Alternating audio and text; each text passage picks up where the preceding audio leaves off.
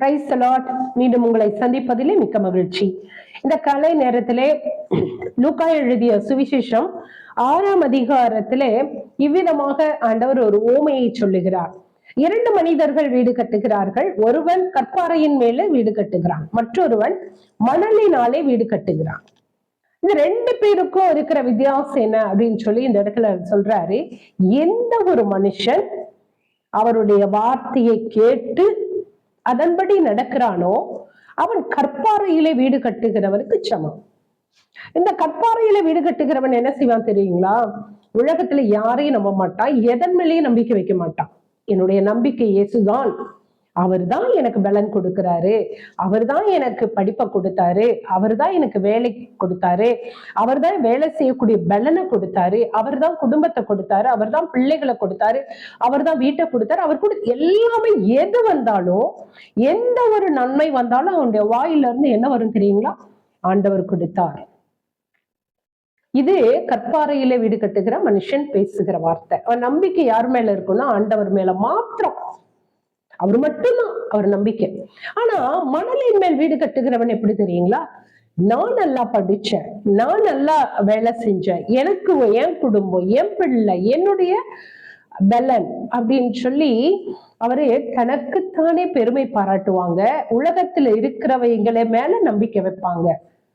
இது மணலின் மேல வீடு கட்டுகிறவனுக்கு சமம்.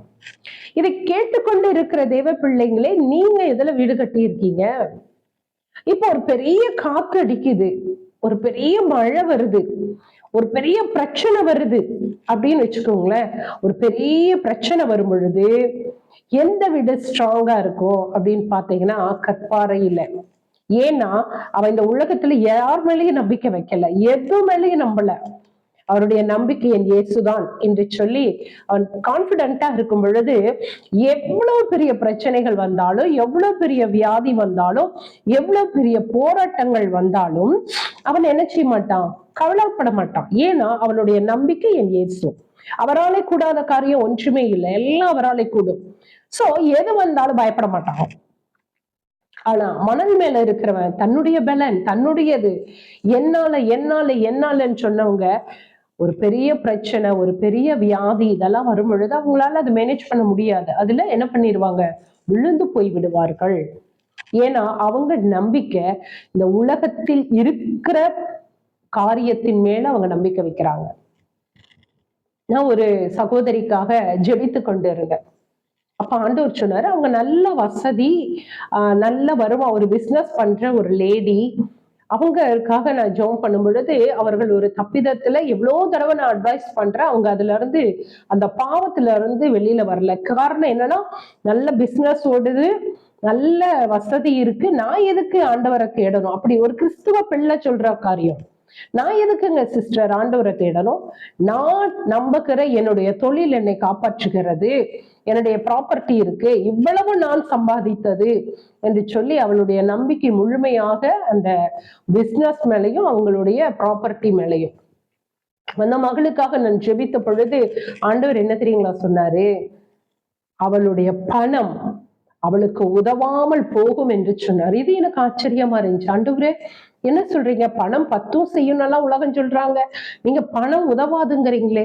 அப்ப ஆண்டவர் எனக்கு சொன்னார், அருமையான மகளே, பணம் இருக்கலாம், ஆனால் அவளுடைய பிரச்சனைகளுக்கு அந்த பணம் ஒன்றுமே அவளுக்கு உதவாமல் போகும். வியாதி வந்துருச்சு, அந்த வியாதிக்கு எந்த மெடிசனுமே இல்லை அப்படின்னா நீங்க என்ன பண்ணுவீங்க? யோசிச்சு பார்த்தீங்களா? இதை கேட்டுக்கொண்டு இருக்கிற தேவ பிள்ளையே, உங்களுடைய நம்பிக்கை யார் மேல இருக்கு? இங்க யார் மேல வீடு கட்டுறீங்க, அஸ்திவாரம் போடுறீங்க? கற்பாறையான கிறிஸ்துவின் மேலையா, அல்லது மணல் போல உங்க சுயபலத்துல நம்பி என்னால முடியும்? முடியவே முடியாதுங்க. உருவாக்கினவர் இல்லாமல் உருவாக்கப்பட்டது ஒன்றும் செய்ய முடியாது. என்னுடைய நம்பிக்கை, நான் சொல்வேன், என் கிறிஸ்துவின் மேலதான் என்னுடைய நம்பிக்கை, என்னுடைய வாழ்க்கை, என் அஸ்திபாரம் எல்லாம் அவர் தான். அவர் இல்லைன்னா நான் இல்லை. தேவ பிள்ளைகளே, உங்களுடைய நம்பிக்கை வீணான உலக காரியத்துல இருந்தா பிரச்சனைகள் வரும் பொழுது தடுமாறி விழுந்து போய் அழிந்தே போய் விடுவீர்கள்.